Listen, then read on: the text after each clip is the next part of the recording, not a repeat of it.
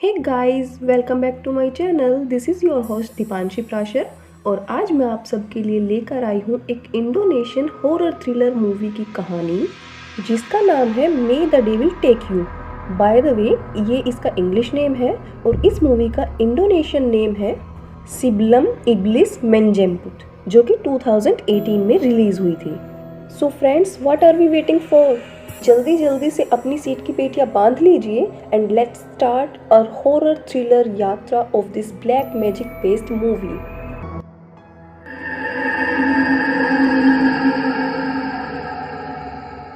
Movie की starting में दिखाते हैं कि लेस्माना नाम का एक व्यक्ति ब्लैक मैजिक की हेल्प से रिच बनना चाहता है, जिसके लिए उसने काला जादू करने वाली एक लेडी को अपने घर बुलाया था। फिर वो लेडी लेस्माना के घर के बेसमेंट में जाकर ब्लैक मैजिक की प्रोसेस शुरू कर देती है।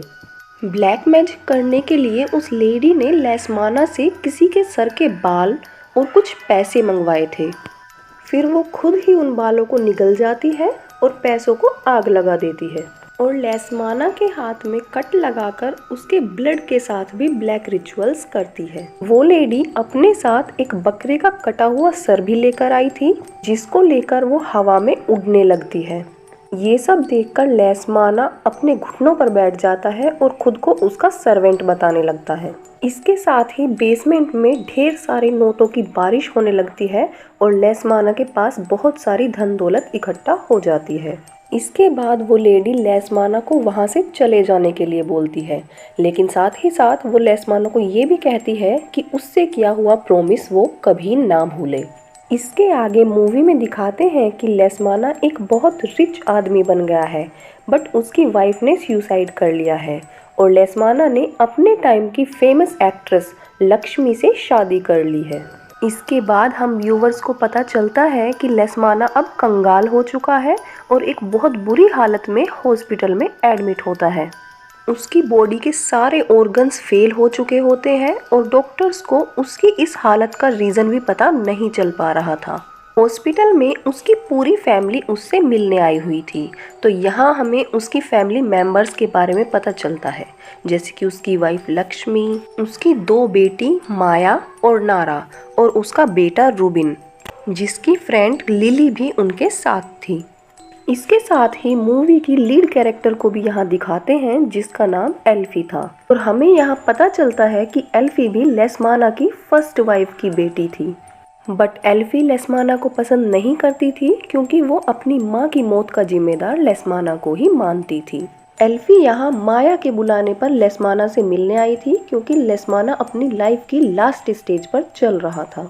जब एल्फी लेस्माना से बात कर रही थी तब अचानक से लाइट चली जाती है और एल्फी को एक फीमेल घोस्ट अपनी तरफ आता हुआ दिखाई देता है, जिसको देखकर एल्फी बहुत ज़्यादा डर जाती है, लेकिन तभी लाइट आ जाती है।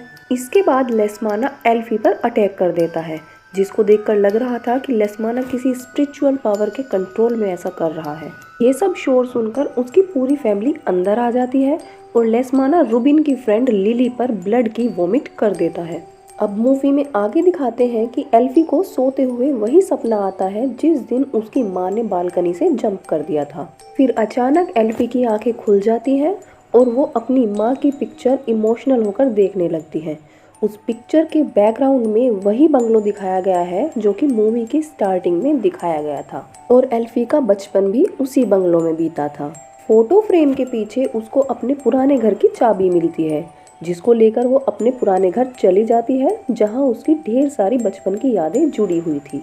घर में घूमते टाइम एल्फी उसी बेसमेंट के गेट के पास पहुंच जाती है जहां मूवी की स्टार्टिंग में ब्लैक मैजिक हुआ था। गेट पर बहुत सारे सिंबल्स लटकाए हुए थे, मानो कि इस गेट को ना खोलने की चेतावनी दे रहे हों।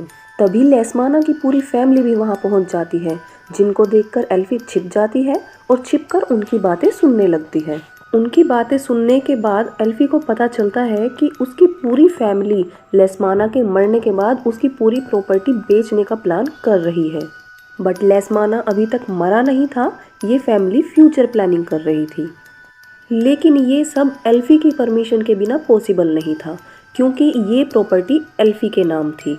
उनकी बातें सुनकर एल्फी उनके सामने आ जाती है और वो सब बैठकर डिस्कशन करने का डिसाइड करते हैं। लेकिन उन लोगों में सहमति नहीं हो पाती है और एल्फी अपनी स्टेप मदर को लालची बुलाती है, जिस पर लक्ष्मी को गुस्सा आता है और वो एल्फी को एक थप्पड़ मार देती है, जिससे नाराज होकर एल्फी वहाँ से चली जाती है। इसके बाद लक्ष्मी और उसकी पूरी फैमिली घर की पूरी तलाशी लेने लग जाती है ताकि प्रीसियस चीज़ें और डॉक्यूमेंट्स इकट्ठा कर सके। तभी माया और उसका भाई रूबिन उसी बेसमेंट के डोर को खोलने में लग जाते हैं। दूसरी तरफ एल्फी को जो चाबी उसके फोटो फ्रेम से मिली थी, उससे एक रूम का दरवाजा ओपन होता है जहां उसको बहुत सारा black magic kind of stuff मिलता है और वहां उसको उसके एक बचपन की फोटो भी मिलती है। ये सब देखकर एल्फी कुछ समझने की कोशिश ही कर रही थी, तभी माया एंड रूबिन बेसमेंट का डोर ओपन कर देते हैं। गेट खुलते ही उसमें से एक इनविजिबल शक्ति हवा के रूप में बाहर निकलती है और तभी हॉस्पिटल में लेस्माना के मुंह के अंदर से बहुत सारे बाल निकलते हैं जो कि लेस्माना के पूरे मुंह को कवर कर लेते हैं, जिससे उसकी डेथ हो जाती है। एल्फी लक्ष्मी और उसकी पूरी फैमिली को उस गेट से दूर होने के लिए बोलती है और जल्दी से जल्दी इस घर से दूर जाने के लिए सबको बोलती है। इस पर लक्ष्मी एल्फी पर और गुस्सा हो जाती है। तभी नारा लक्ष्मी के पैरों की तरफ पॉइंट करती है और यहाँ हम इसके पैरों पर एक डीमन का हाथ देखते हैं जो कि उसको बेसमेंट में खींचकर ले जाता है। ये सब देखकर माया बहुत ज़्यादा घबरा जाती है और लक्ष्मी को बेसमेंट से बाहर लाने के लिए बेसमेंट में जाने लगती है। तभी अचानक लक्ष्मी बेसमेंट से बाहर आ जाती है और माया पर ही अटैक कर देती है और उसको काटने लग जाती है। अब यहाँ लक्ष्मी की आंखें पूरी तरह ब्लैक हो चुकी थी। इट मीन्स वो पोजेस्ड हो चुकी थी। माया को बचाने के लिए एल्फी लक्ष्मी के सर पर हथौड़े से वार कर देती है और लक्ष्मी को देखकर लग रहा था कि उसकी डेथ हो गई है। लेकिन अब लक्ष्मी की बॉडी पर किसी इविल स्पिरिट का कब्जा हो गया था, जिसकी वजह से कुछ देर बाद लक्ष्मी फिर से खड़ी हो जाती है और बाकी के सभी लोगों को कहती है that you will have to pay the price destiny with your soul, which means तुम्हें अपनी किस्मत की कीमत अपनी आत्मा से चुकानी पड़ेगी। It was so scary. Anyways, इतना कहकर लक्ष्मी घर से बाहर जंगल की तरफ भाग जाती है। लक्ष्मी के अटैक की वजह से माया बुरी तरह जख्मी हो गई थी, तो एल्फी उसको किसी पास की विलेज से मेडिकल हेल्प दिलाने का डिसाइड करती है। क्योंकि बाहर घना अंधेरा था और बारिश भी बहुत तेज हो रही थी, इसलिए कहीं दूर जाना पॉसिबल नहीं था। बाहर जाकर एल्फी देखती है कि पजेस्ड लक्ष्मी ने उनकी कार की टायर्स पंक्चर कर दी थी ताकि ये लोग यहाँ से भाग न जाएं। क्योंकि एल्फी का बचपन यहीं बीता था तो उसको यहाँ के रास्तों की पहचान थी, तो वो माया को लेकर किसी शॉर्टकट रास्ते से जंगल की तरफ निकल पड़ती है। थोड़ी दूर जाते ही उनको लक्ष्मी दिखाई पड़ती है जो कि किसी जंगली जानवर को खा रही थी। लक्ष्मी को देखकर ये दोनों डरकर छिप जाते हैं और एल्फी दूसरा रास्ता देखने के लिए वहां से चली जाती है। और यहाँ माया को एल्फी के बैग से उसकी एक डायरी मिलती है जिसमें लेस्माना की लाइफ से जुड़े सभी आर्टिकल्स थे, जिसको देखकर माया को लगता है कि एल्फी उनकी फैमिली पर सालों से नजर रखे हुए थी और हो सकता है ये सब एल्फी का ही ट्रैप हो। एल्फी के वापस आने पर माया एल्फी पर गुस्सा करने लगती है और एल्फी के काफ़ी समझाने पर भी माया को उस पर विश्वास नहीं होता और एल्फी से दूर भाग जाती है। वहीं दूसरी तरफ रूबिन अपनी फ्रेंड लिली को कॉल लगाने का कोशिश करता है एंड कॉल लग जाने पर वो लिली को अपनी एग्जैक्ट लोकेशन बताने ही वाला था कि फ़ोन ऑफ हो जाता है। इधर एल्फी को माया कहीं मिल नहीं रही थी, तो वो घर वापस आ जाती है और रूबिन को पूरी बात बताती है। ये सब सुनकर पहले रूबिन को भी एल्फी पर शक होता है, बट एल्फी के समझाने पर वो बाद में मान जाता है। नाउ एल्फी रूबिन को उसी रूम में लेकर जाती है जहां उसने ब्लैक मैजिक स्टफ देखा था। वहां जाकर उनको एक बुक मिलती है जिसमें एल्फी की मॉम की पिक लगी हुई थी और आगे उसी लेडी की पिक भी मिलती है जिसके घोस्ट को एल्फी ने उस दिन हॉस्पिटल में देखा था। उसी बुक से इन दोनों को ब्लैक मैजिक की काफ़ी सारी इन्फॉर्मेशन मिलती है, लेकिन रूबिन को कुछ भी समझ नहीं आ रहा था, जिस पर एल्फी रूबिन को बताती है कि लेस्माना के पास अचानक से बहुत सारी दौलत आ गई थी, बट कहाँ से आई थी ये किसी को नहीं पता था। So it might be possible कि वो सारी दौलत ब्लैक मैजिक से आई थी। बट एल्फी को अभी भी ये बात समझ नहीं आ रही थी कि वो लेडी घोस्ट उनको क्यों हॉन्ट कर रही थी। दूसरी तरफ माया जंगल में भटकते हुए लक्ष्मी के सामने आ जाती है और लक्ष्मी उस पर अटैक कर देती है। इधर रूबिन की छोटी बहन नारा अपने रूम में सो रही थी। तभी अचानक उसका बेड जोरों से हिलने लगता है। नारा के चिल्लाने की आवाज सुनकर एल्फी और रूबिन नारा के रूम में जाते हैं और उनको उसी लेडी का घोस्ट नारा के बेड के नीचे दिखाई देता है। एल्फी जैसे ही नारा की तरफ बढ़ती है तो अचानक वो घोस्ट एल्फी का हाथ पकड़ लेता है, लेकिन रूबिन तुरंत बेड खींच लेता है और वो घोस्ट गायब हो जाता है। यहाँ एल्फी को एक विज़न आता है जिस दिन उसकी माँ की मौत हुई थी। इस विज़न में एल्फी को उसकी माँ के साथ खुश दिखाते हैं, लेकिन फिर अचानक एक इनविजिबल फोर्स एल्फी की माँ को बालकनी से धक्का दे देती है। एल्फी अपनी मॉम को बचाने की पूरी कोशिश करती है, लेकिन उसको वही इविल लेडी नजर आती है जो कि उसकी माँ को नीचे खींच लेती है और उसकी मॉम की वहीं डेथ हो जाती है। दूसरी तरफ रूबिन की फ्रेंड लिली रूबिन की तलाश में उसी जंगल में पहुंच जाती है और यहाँ आकर उसकी कार खराब हो जाती है। अचानक कार के बाहर माया आ जाती है और वो लिली से उसको कार में बैठाने के लिए बोलती है, लेकिन लिली कार के रियर व्यू मिरर में देख लेती है कि माया ने अपने हाथ में एक हथौड़ा छिपा रखा है। इससे पहले कि लिली कुछ समझ पाती, माया लिली पर अटैक करके उसको मार देती है। ये सब देखकर एक बात तो साफ थी कि उस इविल स्पिरिट ने लक्ष्मी के साथ साथ माया को भी पजेस्ट कर दिया था। पजेस्ट माया घर लौट आती है और सीधा बेसमेंट में चली जाती है, जहां उसको कुछ डॉल्स रखी दिखाई देती है जो कि लेस्माना की पूरी फैमिली को डिपिक्ट करती हैं। वहीं दूसरी तरफ एल्फी को उसकी माँ नजर आती है, जिसको देखकर एल्फी काफ़ी इमोशनल हो जाती है, लेकिन तभी उसे रियलाइज़ होता है कि ये उसकी मदर नहीं हो सकती और वो ज़ोरों से चिल्लाने लगती है that you are not my mother. तभी एल्फी की माँ अपना फेस नोचने लग जाती है और उसके अंदर से वही इविल लेडी निकलती है और फिर बाद में अचानक गायब हो जाती है। इसके बाद एल्फी रूबिन से कहती है कि अब उनको यहाँ से भाग जाना चाहिए। इसके बाद पजेस्ड माया हंसते हुए कहती है कि वो उनको यहाँ से जाने नहीं देगी। वे लोग दरवाजे से बाहर निकलने की कोशिश करते हैं, लेकिन सब लॉक्ड थे। रूबिन माया को देखता है जो कि उसी इविल लेडी में चेंज हो जाती है। रूबिन भागकर एक रूम में छिप जाता है, लेकिन वहाँ भी उसको माया बैठी हुई नजर आती है।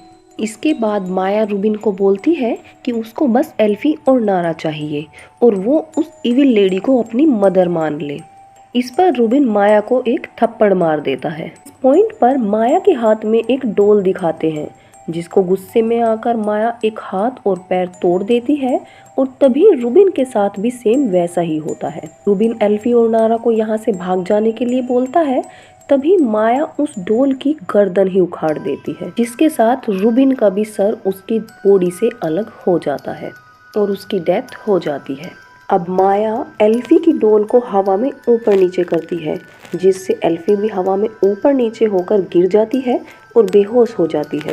नाउ एल्फी की आंखें खुलती हैं और वो खुद को उसी बेसमेंट में पाती है। तभी उसको एक और विजन आता है, जिसमें वो इविल लेडी लेस्माना से एल्फी के बाल मंगवाती है, लेकिन बालों को सूंघकर वो समझ जाती है कि लेस्माना किसी और के बाल लेकर आया है, जिससे वो इविल लेडी गुस्सा हो जाती है। लेस्माना अपनी बेटी एल्फी की बलि नहीं देना चाहता था, जिसकी वजह से लेस्माना एक खंजर से उस लेडी को मार देता है। मरने से पहले वो लेडी लेस्माना के सर के बाल नोचकर खा जाती है और उसको कहती है कि उसने उसका प्रॉमिस पूरा नहीं किया और मरने के बाद भी वो उसका पीछा नहीं छोड़ेगी। इसके बाद लेस्माना उसकी लाश को यहीं बेसमेंट में ही दफना देता है। तो फ्रेंड्स, हमें इस विजन से ये पता चलता है कि मूवी की स्टार्टिंग में इस इविल लेडी ने लेस्माना से उसकी वाइफ की बलि मांगी थी और धन दौलत के लालच में आकर लेस्माना अपनी वाइफ यानी एल्फी की माँ की बलि दे देता है। लेकिन जब वो लेडी उसकी बेटी की बलि मांगती है तो वो अपना प्रॉमिस तोड़ देता है और उस लेडी को ही मार देता है। लेकिन जब वो लेडी लेस्माना के ही बाल निगल जाती है तो उसकी वजह से ये कर्स लेस्माना की पूरी फैमिली मीन्स उसके ब्लड रिलेशन पर आ जाता है। इसके बाद हम माया को एल्फी की डोल के साथ एल्फी के पास आते हुए देखते हैं और माया इस डोल से एल्फी को टॉर्चर करने लग जाती है। तभी एल्फी की नज़र माया के गले में पड़ी हुई एक और डोल पर जाती है जो कि माया की ही डोल थी। एल्फी जोरों से हंसना शुरू कर देती है, जिस पर माया एल्फी के पास गुस्से में जाकर पूछती है कि वो क्यों हंस रही है। तभी एल्फी माया की डोल उसके गले से निकालकर आग में फेंक देती है, जिसकी वजह से माया भी जलकर मर जाती है। इसके बाद एल्फी नारा को लेकर वहां से भागने लगती है, लेकिन तभी उस इविल लेडी का घोस्ट उनके सामने आ जाता है। एल्फी समझ जाती है कि ये घोस्ट उनको यहाँ से जाने नहीं देगा और उसको यहाँ से निकलने के लिए उस इविल लेडी की लाश ढूंढकर अपने डैड के बाल उसके मुंह से निकालने होंगे। फिर एल्फी जमीन खोदकर उस लेडी की स्केलेटन निकाल लेती है और उसके अंदर अपने डैड के बालों को ढूंढने लगती है। एंड फाइनली वो अपने डैड के बालों का गुच्छा उस स्केलेटन के अंदर से निकाल लेती है और आग में फेंककर जला देती है। इसी के साथ वो कर्स भी टूट जाता है। लेकिन जाते जाते एल्फी को वो इविल स्पिरिट अपनी कब्र में खींच लेती है, जहां एल्फी के पूरे शरीर को ढेर सारे बाल जकड़ लेते हैं। तभी एल्फी को उसकी कब्र में वही खंजर मिलता है जिससे लेस्माना ने उस लेडी को मारा था। फिर एल्फी अपने आप को उस खंजर की हेल्प से फ्री कर लेती है एंड इसके बाद फाइनली एल्फी और नारा इस घर से बाहर निकल जाते हैं और मूवी यहीं पर ख़त्म हो जाती है। एट लास्ट इस मूवी के माध्यम से जो एक हिडन मैसेज हम तक पहुंचाने की कोशिश की गई है, उस पर मैं दो बातें ज़रूर बोलना चाहूँगी। ब्लैक मैजिक वो दो धारी तलवार है जिस पर ये परफॉर्म किया जाता है, उसके साथ साथ परफॉर्म करने वाले के लिए भी उतना ही डेंजरस होता है। उम्मीद करती हूँ आपको May the Devil Take You की एक्सप्लेनेशन पसंद आई होगी। So please like the video and subscribe my channel. Thank you.